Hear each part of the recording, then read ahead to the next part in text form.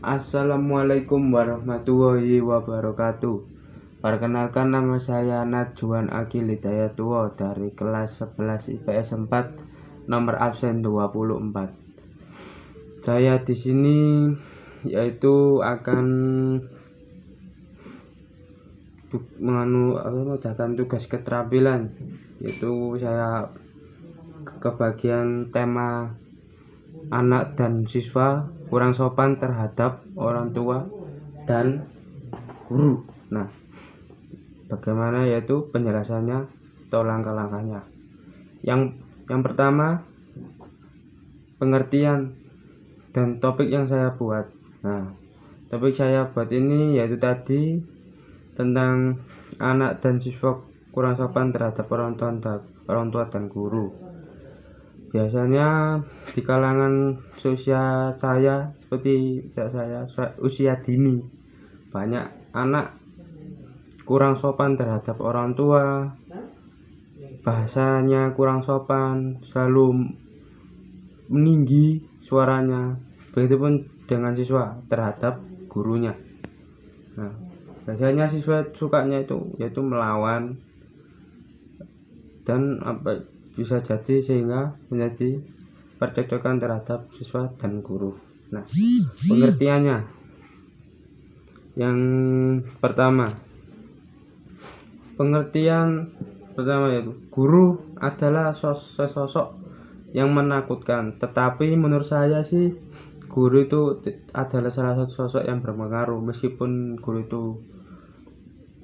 itu jahat, tidak suka dengan penampilan muridnya tersebut ataupun sifatnya, yang penting kita menghargai guru tersebut. Nah, guru itu menjadikan orang yang jujur, pintar, menghormati dan menghargai sesama kita. Nah, saya pernah mendengar cerita dari salah seorang. Nah, saya pernah membaca di internet, yaitu bagaimana anak-anak zaman sekarang yang kurang sekali untuk menghargai dan menghormati guru-guru di sekolah. Mereka bahkan terkesan jika anak-anak saat berbicara dengan guru, mereka terdengar cukup kasar dan kurang sopan santun. Nah, begitupun dengan orang tua. Anak sekarang biasanya suka melawan untuk meminta sesuatu terhadap orang tuanya, yaitu seperti memberikan fasilitas dan banyak hal yang dia inginkan, tidak dituruti kemauannya. Nah, itu bisa karena itu kurang sopan terhadap orang tua, karena itu meminta-minta. Tapi ya wajar saat ini, tapi tidak seharusnya meminta dengan segitunya. Nah, yang kedua, sebutkan yaitu faktor-faktor penyebabnya. Nah, ini faktor-faktor penyebabnya.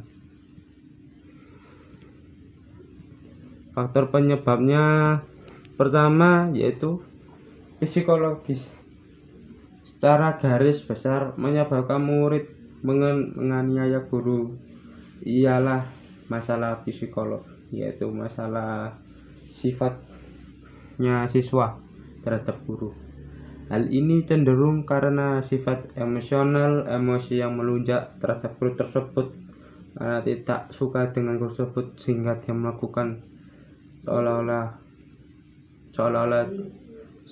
dia bukan siswanya tersebut, yang belum matang sehingga tidak dapat mengontrol emosi pada diri. Nah, ini yang biasanya saya lihat depan mata seorang siswa. Saya pernah SMP dulu, ada teman saya lawan guru sampai dia dikeluarkan dari sekolah karena penyebabnya tadi, dia tidak suka dengan guru tersebut. Dia mengeluarkan baju dan guru tersebut sudah mengulangi berkali-kali. Guru pun itu kesal dan istilahnya menggetaklah. Nah, siswa tersebut tidak terima dan memukul guru tersebut sehingga terjadi pertengkaran, dan siswa itu ditaruh di ruang BK, diinterogasi, dan ia lalu dikeluarkan. Nah, itu saya itu terjadinya di belakangan tidak enak. Yang kedua, program pembelajaran. Mayoritas metode program pembelajaran di Indonesia selalu mengunggulkan di bagian akademis saja, sehingga pembelajaran mengenai pengembangan karakter dalam hal etika dan tata krama kurang diperhatikan. Nah, ini bahasanya anak zaman sekarang yaitu kurang bahasanya kurang sopan terhadap orang tua, tidak mengerti bahasa halus, bahasa kasar, ya Surabayawan, Surabayawan lah soalnya ya. Tapi ya usahakan kalau di rumah memakai bahasa Indonesia lebih bagus, yaitu bahasa Jawa halus terhadap orang tua. Kalau di sekolah menggunakan bahasa Indonesia terhadap guru. Yang ketiga, kemajuan teknologi dan informasi. Perkembangan teknologi dan informasi semakin luas dan maju, membuat pengaruh dan pola pikir para siswa. Nah, ini bacanya siswa itu terpengaruh dari dunia maya seperti sosmed, film, sehingga dia itu berpikiran, oh aku gak gini, oh nggak mau gak gini. Nah, sehingga siswa itu terpengaruh dengan apa yang dia lihat. Nah, dia pun mempraktekannya, sehingga tidak bagus lah untuk dicontoh. Nah, itulah yang bisa nomor 3. Yang keempat, hubungan guru dan siswa. Banyak sekali guru yang ingin memosisikan dirinya sebagai guru yang asik terhadap siswanya, sehingga mereka bisa dicap sebagai guru yang gaul. Biasanya anak sekarang suka memilih-milih guru seperti guru yang muda, tapi gurunya lihat dulu yang muda. Kalau yang keren, kalau yang jahat biasanya dia menghindar. Kalau gurunya yang care, gaul, banyak yang ia suka. Tapi kalau guru lah kita hormati, saya terima apa saja lah, itu kan untuk kepentingan masa depan kita. Yang kelima, ketakutan guru. Guru takut pada hukum dan peraturan secara berlebihan, sehingga cenderung membiarkan saja ketika hasilnya kurang benar. Ini sering terjadi di berita. Saya melihat siswa memainkan HP. Nah, siswa tersebut sudah ditegur. Dia tidak menghiraukan, malah dia melawan. Nah, guru tersebut itu geram menamparnya. Nah, siswa tersebut itu tidak terima, melaporkan orang tuanya, melaporkan polisi. Guru itu sehingga kena, karena yaitu kekerasan kepada siswa, kekerasan.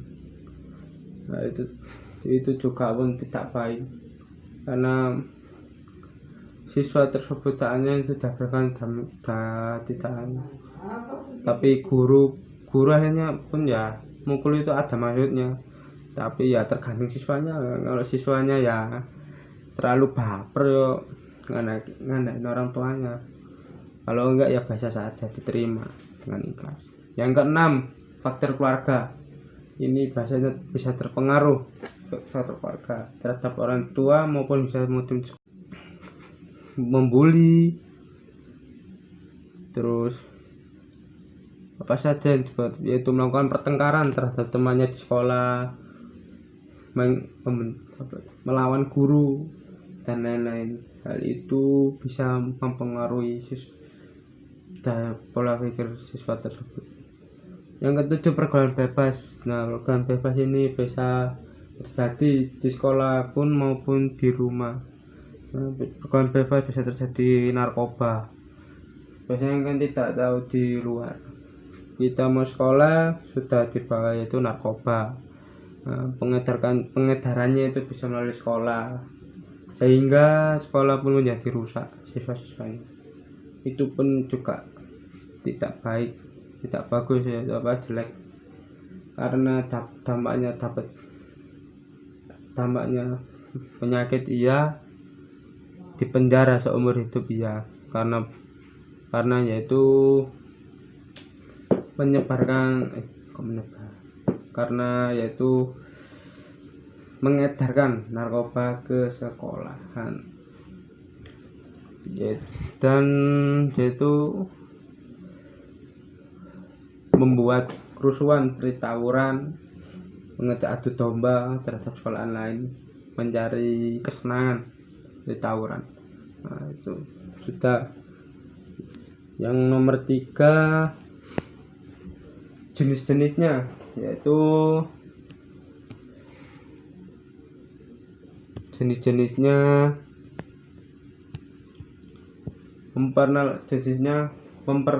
yang pertama, memperkenalkan kata-kata yang sopan sejak dini. Nah, anak-anak semuda kita belajar kalau ada orang buat kampung, "Nun sewu, monggo." Kalau nggak tahu ya permisi. Yang kedua, rasa hormat dan sensitivitas. Perilaku baik timbul dari rasa hormat terhadap orang. Nah, kalau kita mempunyai perilaku yang sopan, tidak semena-mena, akan dihormati orang lain. Begitupun kita juga pun menghormati orang itu tersebut. Dalam menuju rasa hormat pada dasarnya adalah kepekaan. Yang ketiga, kuasai, yaitu ini Pak sudah tahu, yaitu kata ajaib, bahwa anak memahami bahwa permisi, bolehkah saya, dan tidak, terima kasih, itu patut ditunjukkan pada anak-anak pada zamannya saya sekarang, zaman milenial. Yang keempat, contoh perilaku yang sopan di rumah, sekolah, jalan, dimanapun kalian berada. Anak yang selalu meniru apa yang dilakukan orang tuanya. Nah, berhubung kita sudah besar, yaitu sudah SMA, kita sudah dididik dari kecil, SD diajarkan sopan santun. Nah, budayakan sampai sekarang sopan santun, karena sopan santun itu penting bagi kehidupan kita. Karena sopan santun itu bakal dihargai orang.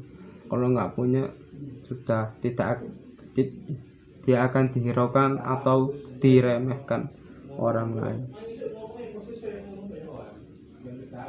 Yang kelima, mengakui anak di tempat umum. Ketika keluar dari sekitar, termasuk anak dalam kegiatan percakapan, membantu mereka merasa diakui dan mengurangi untuk mencari. Nah, ini biasanya dilakukan itu pada anak sekarang lah. Kalau orang tuanya kurang perhatian, selalu menuruti apa yang dia mau, tapi kasih sayang kurang, itu bisa hal pemicunya. Karena kasih sayang itu penting, perhatian orang tua terhadap anak itu penting, apalagi masa SMA, masa remaja, masih bisa diperhatikan. Kalau sudah kerja, kita ya sudah tidak ketemu orang tua lagi, tapi ya bisa kan, mungkin masa depan ada yang jadi polisi, sekolah, atau merantau. Nah, yang kita bawa itu yaitu rasa sopan santun dan tanggung jawab yang bisa kita bawa untuk masa depan. Yang kelima, koreksi dengan tepat. Belajar dari kesalahan. Nah, kalau disalahkan orang tua maupun guru, kan bilang, "Bu, saya salah apa? Saya nggak ada salah." Nah, kita kalau salahkan, kita renungkan dulu, mikir apa yang saya salah. Kalau sudah ketemu, nah kalau disalahkan orang tua maupun guru, kan bilang, "Bu, saya salah apa? Saya nggak ada salah." Nah, kita kalau salahkan, kita renungkan dulu, mikir apa yang saya salah. Kalau sudah ketemu, nah itu baru sampai, "Oh, maaf Bu, saya salah gini-gini." Nah, jangan ditanggapi dengan emosi, karena tanggapi emosi itu tidak akan selesai masalahnya. Koreksi sehingga mendapatkan apresiasi yang lebih dalam tentang perilaku dan cara menerapkannya. Nah, yang itu tadi yang yaitu koreksi dengan tepatnya, jangan diambil keputusan dengan emosi, dan terus jangan ngegas, saya salah apa bu, nah, jangan. Yang keenam, koreksi kita sendiri dengan sopan terhadap orang tua maupun guru. Nah, berhati-hatilah dengan cara mengoreksi anak karena mereka secara agresif atau depan orang lain. Ini biasanya ada anak yang kurang kasih sayangnya. Orang tua itu menyalahkan anak tersebut sehingga anak itu mengalami stres, depresi, sampai bunuh diri pun ada karena dia tertekan. Itu menjadi salah satu pelajaran bagi saya. Tapi terhadap orang tua janganlah anak itu sampai tertekan, apalagi dia salah. Kalau dia salah diomongin cara baik-baik. Kalau orang itu mendesaknya di depan orang lain melihatnya semua, dia akan malu, stres, rasa itu tertekan, atau disingkirkan dari keluarga. Nah, itu yang nomor 4,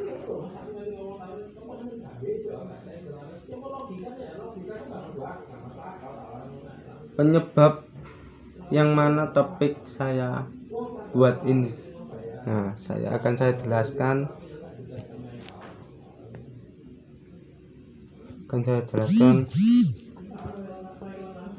apakah siswa tidak diajarkan sopan santun terhadap guru? Ya, diajarkan sopan santun sejak kelas TK, SD, SMP, SMA sampai sekarang. Orang dari kecil sebelum sekolah orang tua sudah mengajarkannya sopan santun. Kita sebelum menginjak untuk bersekolah memukul guru, masa depan kita akan hilang. Begitupun dengan orang tua. Yang kedua, dianggap apa seorang guru oleh siswa zaman sekarang. Nah, banyaknya anak sekarang itu guru tuh juga malas kalau enggak siswa, karena siswa sekarang itu kebanyakan ngeyel, melawan, membantah, sampai berani memukul pun juga berani. Nah, itu yang tidak baik.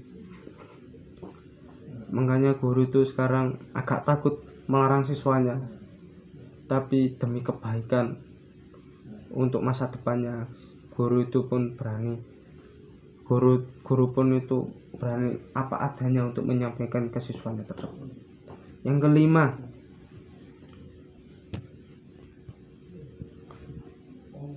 kriteria permasalahan sosial. Yang kelima, apa solusinya terhadap topik saya buat? Solusinya terhadap anak dan siswa kurang sopan terhadap guru, itu adalah dalam beberapa tahun budaya keramahan dan sopan santun di Indonesia mengalami penurunan. Nah, tanggapan saya topik ini bagi pembelajaran bagi kita semua zaman anak sekarang. Kita banyak-banyaklah itu istighfar, sabar, jangan emosi, jangan memakai otot, sekarang sudah tidak zamannya. Karena apa, kalau menggunakan itu semua, masa depan akan hilang. Sekarang kita di zaman yang berbeda. Zaman kita semakin tambah tahun, dunia negara kita akan semakin maju. Persaingan kerja akan semakin ketat, susah dicari. Kita sebelum terlambat, masih masa-masa SMA remaja, kita bisa merubah sikap, tata krama, sopan santun terhadap orang tua dan guru, sehingga kita insya Allah bismillah kita akan menjadi masa depan yang cerah. Yang keenam,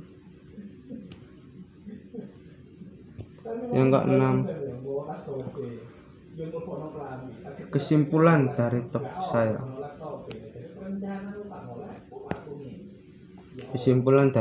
saya. Sosial terhadap topik yang pelajaran kita. Kesimpulan dari topik saya. Sosial terhadap topik yang menurut pelajaran kita.